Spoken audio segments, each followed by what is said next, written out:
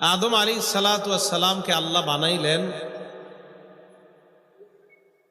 যথাযোগ্য আকৃতিতে। আদম আলাইহিস সালাতু ওয়াস সালামকে আল্লাহ বানাইলেন। আদম নবীর উচ্চতা হলো ৬০ হাত।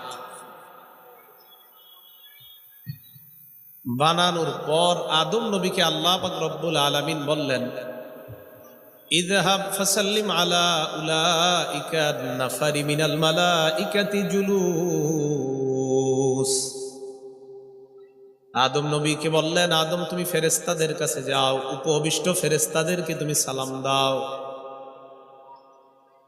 ফাস্তামি' মা ইউহাইয়ুনাকা, সালাম দেওয়ার পর তুমি কান পেতে শুনবা ফেরেশতারা তোমার সালামের জবাব কি দেয়। ফাইন্নাহা তাহিয়াতুকা ওয়া তাহিয়াতু যুররিয়াতিক, কারণ তুমি ফেরেশতাদেরকে সালাম দিবা, ফেরেশতারা তোমার সালামের জবাব দিবে।